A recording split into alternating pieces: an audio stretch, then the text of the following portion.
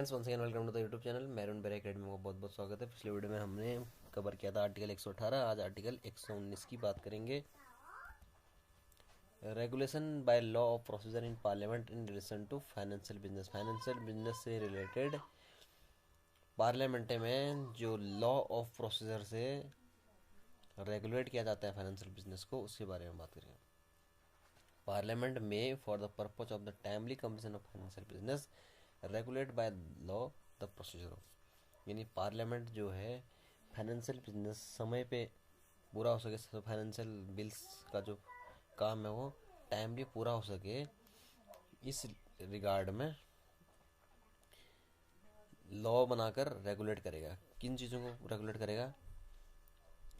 The procedure of and the conduct of business in each house of parliament in relation to any financial matter. किसी भी financial matter से regarding दोनों house, Lok Sabha और राज्यसभा में, उस financial matter के procedure और कंडक्ट ऑफ बिजनेस, इन दो चीज़ों को लॉ द्वारा रेगुलेट करेगा। और ऐसा कोई भी बिल जो आर्टिकल 114 के अनुसार अप्रोप्रिएशन जिसमें किया जाता है कंसोलिडेटेड फंड ऑफ इंडिया से, उससे रिगार्डिंग भी चीज़ों को रेगुलेट करेगा। And so far as the provision of any law is so made is inconsistent with any rule made by a House of Parliament under clause 1 of Article 118,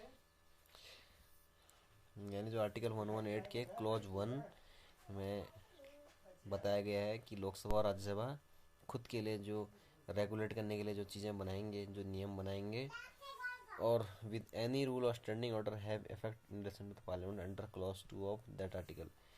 और clause 2 में भी जो लोकसभा राज्यसभा के लिए कुछ नियम और स्टैंडिंग ऑर्डर्स की जिक्र किया गया है, अगर वो और जो इस आर्टिकल के हिसाब से जो लॉ बनाए जाएंगे, दोनों में अगर कॉन्फ्लिक्ट होगा तो ये आर्टिकल जीतेगा। यानी आर्टिकल 119 के हिसाब से जो लॉ बनाया गया है फाइनेंशियल मैटर को रेगुलेट करने के लिए, ये मान्य होगा।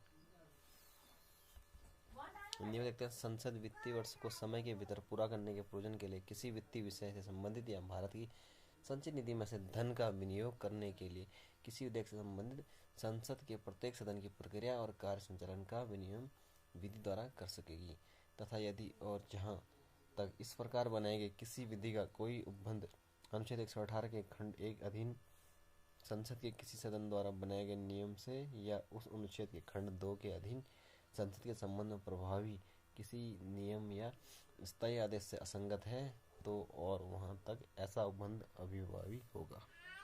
यानी जो 119 में जो बनाया गया है और 118 के क्लॉज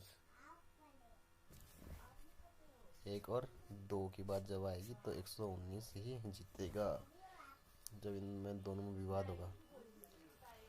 मैं मेरा गाड़ी बनाने के लिए बहुत बहुत धन्यवाद।